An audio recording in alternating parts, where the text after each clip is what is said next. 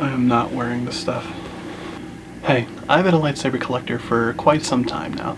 It's been a few years. I started out just like most saber enthusiasts and collectors, seeing the ads of Ultra Sabers on Facebook, and then fell into Ultra Sabers hardcore, and then fell into Saber Forge, and then fell into Vader's Vault stuff. It's been really interesting. I love Star Wars. I'm a huge Star Wars fan.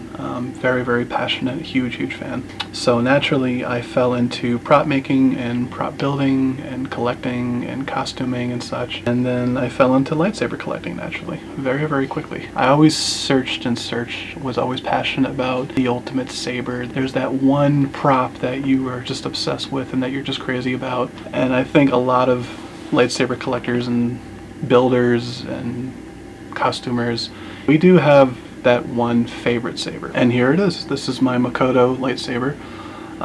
Built for me, customized. I've had it now for about 2 years now, and it is my absolute pride and joy. Now, if you don't know, Makoto sabers are considered to be the most brightest sabers on the market in the whole saber community.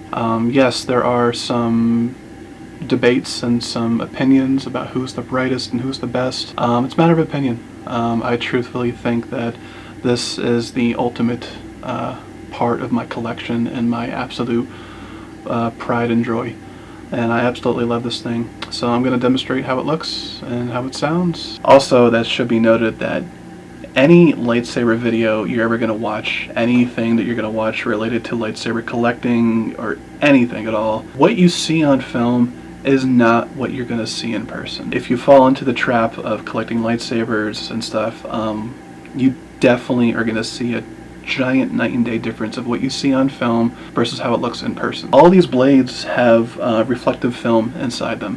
What that does is that it reflects the beam of light, it increases it to a point where it shows up on film as exactly how it looks in the movies of Star Wars. So keep that in mind when you watch reviews and people's opinions and talking about lightsabers, especially on YouTube and everything. There's a lot of trick of the lens when it comes to that stuff. I haven't turned any of my lights off. I haven't dimmed anything. I have a giant ring light as well when I'm filming this. I didn't go that distance of turning my bedroom lights off or anything like that, like a lot of people do to show the brightness of stuff. This is just raw. It's mostly the job of the blades, of the diffusal film inside the blades. So keep that in mind. So here it is in green. Very bright. If you notice, the blade is actually pulsing, just like it would in the original films. All that fun stuff. And here it is in red.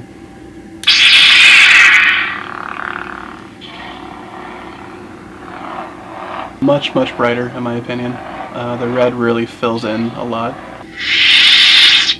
It's cool how it has the effect of tracking up to the blade, and up to the tip, and then back into the hilt once it ignites.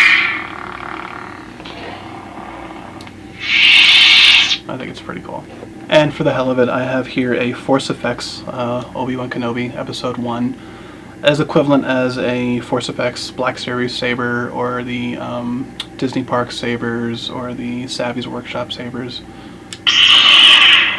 Yeah. And here's the Makoto.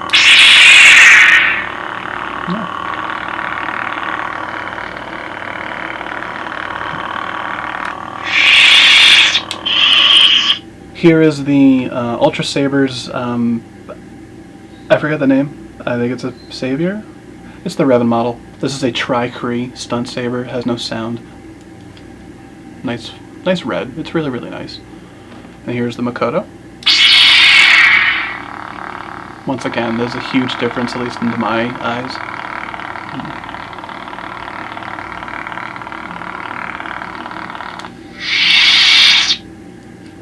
Here's another Ultra Sabers, just a stunt saber with a Tri-Kree green, green counselor, or whatever they call it. And once again, really nice color, really full for a Tri-Kree. And the Makoto. Huge night and day difference, in my opinion, there.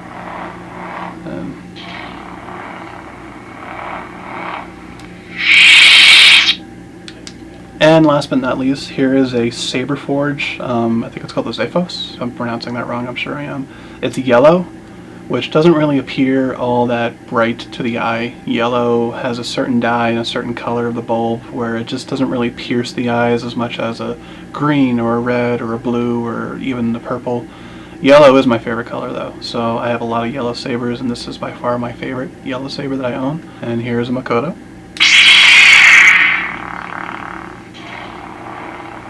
Yeah, huge difference. Also another comparison, this is a Saber Trio Aaron in a blue. I think it's a medium blue color. There is a Vader's Volt photon blade in it, which a lot of people find the best option for a hilt lit saber.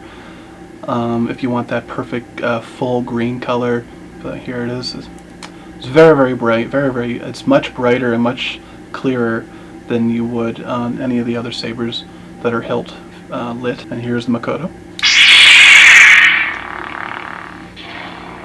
I do see a visual difference. The Makoto is a lot more piercing in the eyes. This is more relaxful to look at, if that makes any sense. Now, lately, the latest and greatest thing that everyone is crazy about is Neopixel and PlectorPixel sabers. I do not own one.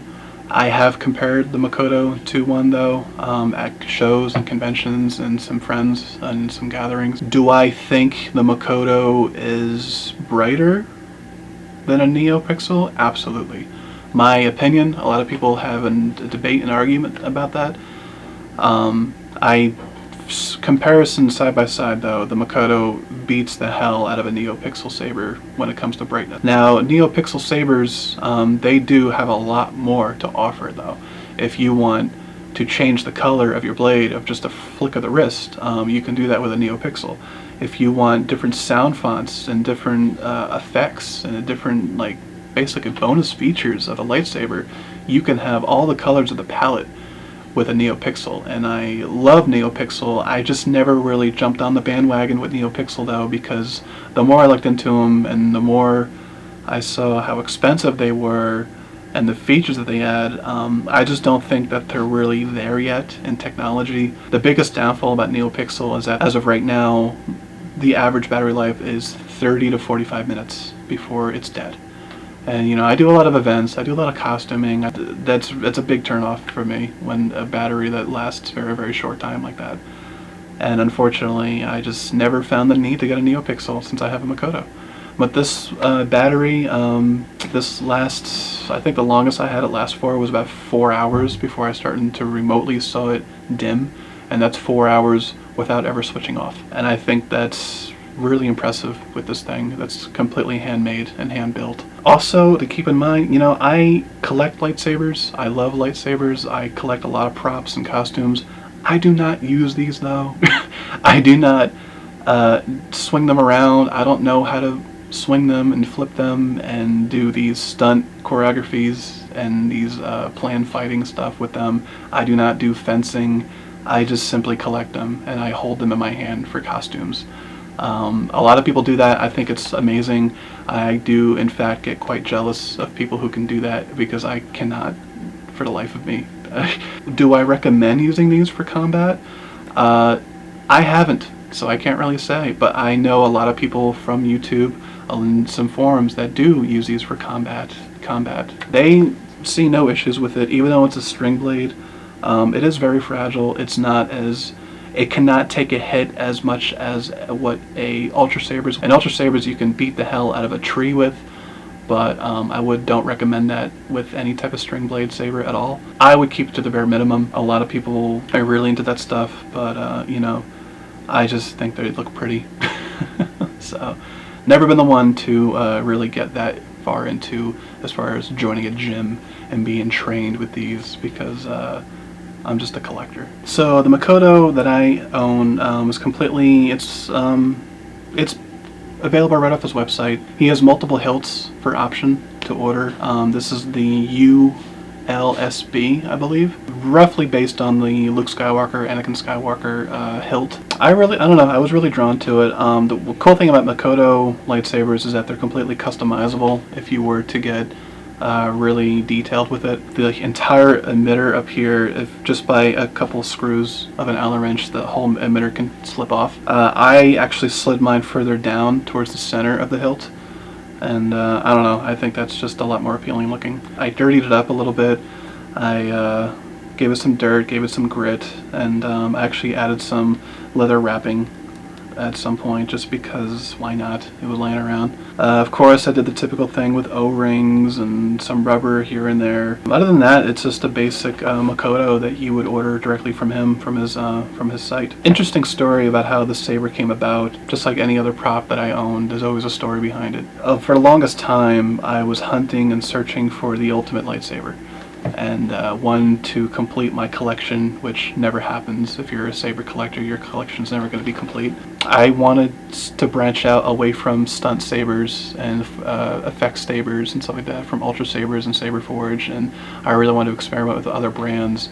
I fell in love with Vader's Vault stuff. Vader's Vault was by far the top of the line that you can ever ask for if you want an honest opinion of a collector when it comes to quality and brightness and all the above. But then stumbling upon some YouTube videos and some people on Reddit and some people online, I heard about Makoto and I looked it up. I was really impressed by how they look. I was really obsessed with the idea of having a Makoto lightsaber in my collection. They could not be found. At the time, the Makoto website was completely unavailable. He shut it down for some reason. I heard rumors on the forums and some Facebook pages that he stopped building lightsabers because he was suffering a lot of health problems and he was having severe eyesight loss. Just a lot of things going on, and it sounded like he wasn't really going to be coming back to work anytime soon. I would find them randomly available online for people reselling them for way too much money. A Makoto lightsaber would cost you, of course, a few $100s directly from Makoto, but people were reselling them for close to $1,000 a piece. I really didn't want to pull the trigger on such a thing when I just had patience. I did eventually find one on eBay that I thought was a really good deal, but unfortunately the seller was based overseas. I'm here in the States and he was on the other side of the world. Seemed like a nice guy, but after a few messages of questioning about the lightsaber and the details that he wasn't explaining, but I was trying to get more information before I dropped the money on it, he said since I lived in the States he was going to double the price because of shipping, which I thought the price he was asking for to begin with was way too high, and for him to double that simply because I lived in the States. And I did the research myself. There's no way that it would have cost that much to ship it to me. Bunch of negotiating back and forth, our ends did not meet, and he ended up selling the saber locally to a friend, which was great, but I was really bummed out because I really wanted one. And despite of looking around and seeking and being obsessed with the idea of owning a Makoto lightsaber, I stumbled across Makoto's Facebook page. And he has a huge gathering for where he's located. He's located in Singapore. I reached out to his Facebook page, so there's a huge Facebook group about Makoto lightsabers and collectors locally, seeing their meetups and their hangouts and lightsaber videos online and all that jazz. Eventually, looking into his Facebook page, I noticed that he was posting a lot of pictures of hilts that he didn't really advertise elsewhere. In the pictures, he listed an email address to contact him for any type of questions and such. So for the hell of it, I wrote him an email knowing that his website was down and everything, and I said, hey, I'm a huge fan and I'm seeking a Makoto lightsaber, and I just wanted to know, are you commissioning them at all? He actually wrote back to me saying, unfortunately no, I'm taking a break from it because of at the time the new movies were just coming out, and the demand for lightsabers was so inhuman that he had to take a step back and take a break from the whole community. And yes, he was suffering from a lot of health issues and a lot of problems with his eyesight. But eventually, we ended up having a conversation, and we were back and forth through email. And I guess I kept nugging him and bugging him, and eventually I just kept saying, "Man, I'm really on the hunt for one of your sabers." And I think I brought it up because I was looking for there was something I saw on someone on his forum talking about the V3GX, I believe it was. And that was considered to be the brightest and best lightsaber that he offered, and so bright that it was like mind-blowing. I asked him about it and he says, no, I don't make those anymore. They are completely out of commission, and I no longer have the parts to even build them, but I do have some new technology I'm working on. I said, oh, that's pretty interesting. What do you got going? He says, I designed something called the V5, and it's something new and improved, and it's just as bright, if not brighter, than the V3 GX. I said, that's really interesting. And it's basically a string blade. There's this is the blade. There's five strings of lights in here with the diffusal film and the foam as well. He considered this to be his latest and greatest and his absolute brightest. And I thought, oh, that was pretty interesting. And just through casual conversation, he goes, you know, if you're really interested, I'll make you one. And I got so excited. I said, wow, really? Are you sure? Because I know that you're taking a break. He says, no, really, I'll design you one. What do you have in mind? You know, he was really curious. He wanted to pick my brain about what I was thinking. And I quickly went back to his Facebook page and I found the hilt that I wanted. It was the most Jedi looking one. And I said, I really want something like this. And I asked for a muting system because I was told that Makoto sabers are really, really loud. They are. Put it this way, this whole time, the soundboard that's in here, I have a thick wool cloth shoved in there to dampen the sound, to quiet it just a little bit. Without that, it's ungodly loud. When I first switched this thing on, it pierced the ears. It hurt. And you know, I was a touring musician for many years, and that's a lot to say in my opinion. I just knew right away, because I do a lot of costuming, I do a lot of conventions with this stuff. I wanted a muting system because I prefer stunt sabers over sound sabers, only because I like the visuals of it. The sound, it's cool to have that sound, but not so cool when you're carrying this thing around for a couple hours and you're constantly hearing the it's not all that appealing. So what he did is that we discussed a muting system. He says, I have the perfect tool. I'm going to install a muting system that it'll just be a turn of a wrench. So the way that it works is that there's no blade in it right now, but if I turn it on, this little hole right here, you take an Allen wrench, and now it's muted, which is genius. It's still on. I thought that was a genius idea on his part. And then I mentioned, well, I want something that's multicolored. I want at least 2 colors, because I want equally a Jedi saber versus a Sith saber. He said, unfortunately the V5 I do not offer in multicolored, because there are some sabers that he offers with that. But he suggested that, you know, I can make you a V5 saber with 2 different blades. I'll make you a green blade and a red blade, because those are the colors that I picked out. I really wanted a yellow blade because yellow is by far my favorite. Unfortunately, he did not offer the V5 in yellow. I said, that's a great idea. Yeah, let's go with that. So we discussed more about the saber. He was really sweet. He was really nice about the whole thing. He wanted to make sure everything in detail, exactly how I wanted it, exactly how it should perform and how it should look and how it should handle. Then he gave me a quote. He gave me a quote that was far below than what I was expecting it to be. I was so happy and so thrilled, and then once I sent him the payment, he said, yeah, give me the, I want to say it was a month or maybe 2 months. He built it, and then he says, I'll shoot you an email, let you know when it's done and when it's shipped out. And then eventually I very impatiently waited around for a month or 2. I got another email back randomly one night, and he said, hey, it's done and it's on its way. And I waited a week and a half for it to get here from Singapore. Once it got here, you know, I collect a lot of sabers and I collect a lot of props, and especially Star Wars.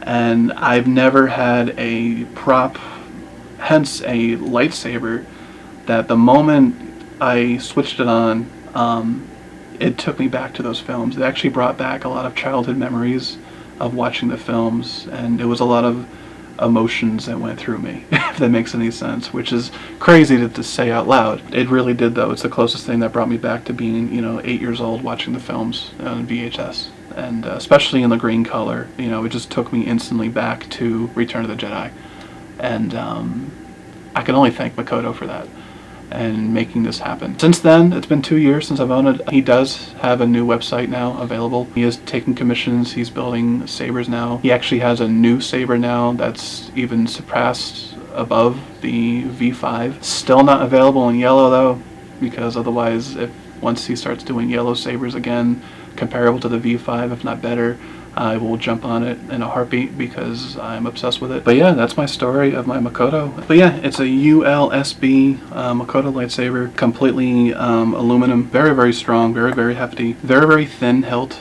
compared to Ultra Sabers or even Saber Forge. It's a little comparison. This is a Saber Forge Zyphos, and here's a Makoto. It's about the closest thing in comparison in size. But Ultra Saber is humongous compared to these. Everything on it is metal. Even the black looks like rubber grips, but they're actually aluminum that are cut into shape and form. Also, I love to take any saber that I have and that I purchase, and I like to twist them around and do something about them to make them my own and make them kind of unique-ish. The idea that the lightsabers are used, and they've been through war and they've been through battle.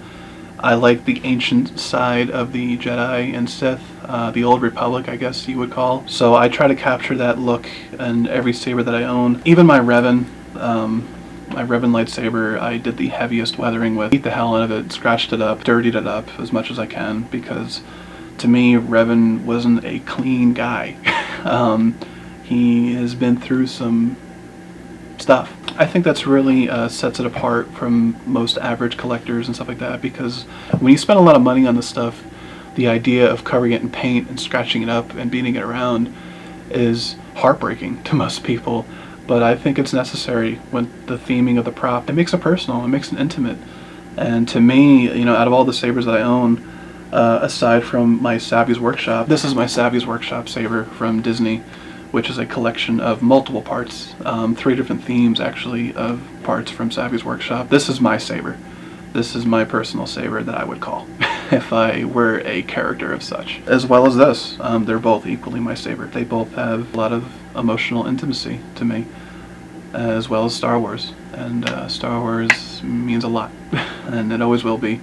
No matter how old I get, being a prop collector and a costumer, Star Wars comes hand in hand. Yeah, I think that's pretty much all that's covered.